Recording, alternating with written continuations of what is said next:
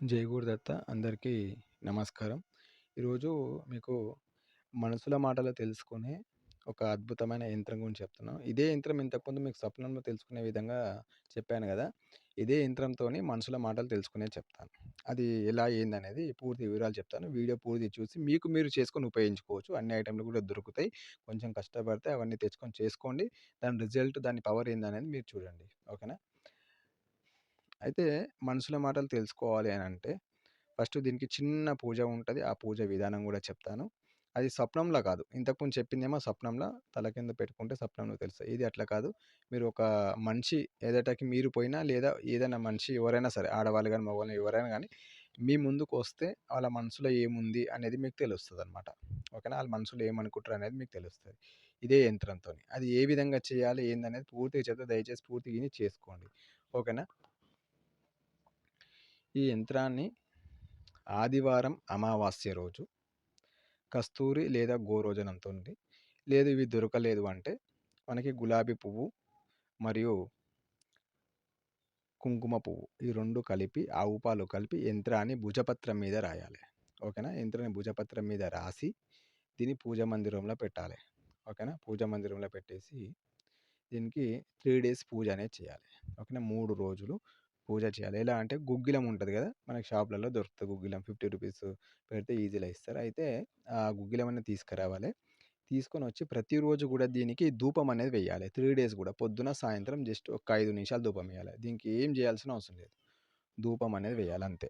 ఓకేనా? ఈ విధంగా దీన్ని చేయాలి. చేసిన తర్వాత ఒక వెండిది తాయెత్తు తెచ్చుకోండి. ఓకేనా? వెండిది. లేదంటే చర్మానికి సంబంధించిన లెదర్ ఉంటదనమాట.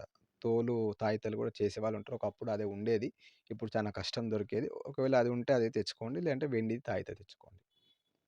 యంత్రం పట్టేలాగా చూసుకోండి. తెచ్చుకోండి. కొంచెం పెద్ద సైజే తెచ్చుకోవాలనమాట. అయితే తెచ్చుకొని ఏం జేయాలంటే, ఈ తాయెత్తుల ఈ యంత్రం అనేది పెట్టాలి. ఓకేనా? అందరూ అనుకుంటారు ఇంతే గదా! అని జెప్పేసి అనుకుంటారు. ఇది గాదు ఇప్పుడున్న సీక్రెటు.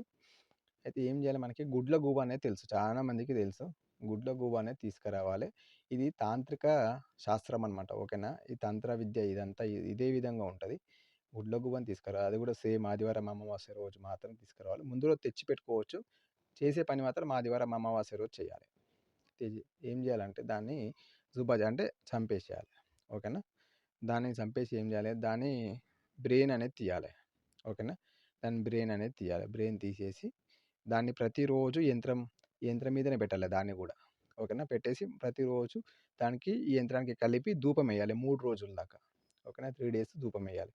ఏసిన తర్వాత దాన్ని చిన్నగా ఫోల్డ్ జేసేసి ఆ యంత్రంని మరియు అదే బ్రెయిన్‌ని, గుడ్లగూబ బ్రెయిన్ ఇవన్నీ కలిపి తాయెత్తులో పెట్టాలి. ఓకేనా? 3 రోజుల తర్వాత పెట్టేసి మీరు మెడలో ఏసుకోవాలి. ఓకేనా? కరెక్ట్ ఛాతీ దగ్గరికి రావాలనమాట. ఆ విధంగా ఏసుకోవాలనమాట. పట్టు దారంలో గాని, లేదంటే వెండి చైన్‌లో గాని, లేదంటే ఏ దారంలో అయినా పర్లేదు.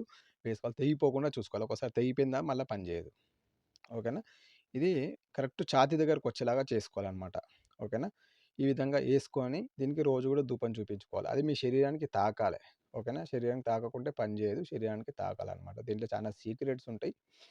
ఇది ఈ విధంగా ఏసుకోవాలనమాట. ఏసుకున్న తర్వాత మీరు ఎవరి దగ్గరికన్నా వెళ్ళండి. లేదంటే ఎవరైనా మీ దగ్గరికి మీ అభిముఖంగా కూర్చోవాలి వాళ్ళు. కూర్చోడం గాని, నించోడం గాని ఉండాలి. ఉన్నట్లయితే మీరు ప్రశాంతంగా ఉండి గమనించండి. ఆళ్ళు ఏమనుకుంటున్నారనేది మీ మనసులో, మీ మైండ్‌లో మీకు తెలిసిపోతది ఆటోమేటిక్‌గా. ఓకేనా? మీరు ప్రయత్నం చేసి చూసుకోండి. చానా పవర్‌ఫుల్ తంత్రం ఇది. ఇది బెంగాల్‌లో ఉపయోగించే తంత్రం అనమాట. చాలా అద్భుతంగా పనిచేస్తుంది. ఓకేనా? ఇది దయచేసి మీకు మీరు చేసుకోండి. చేసుకొని ఉపయోగించండి. కాకుంటే వేరే వాళ్ళ మనసులో ఏముందో తెలుసుకుంటే ఓకే. కానీ దాన్ని తెలుసుకున్న తర్వాత దాన్ని పిచ్చి పిచ్చిగా మీరు చేసుకోవద్దు.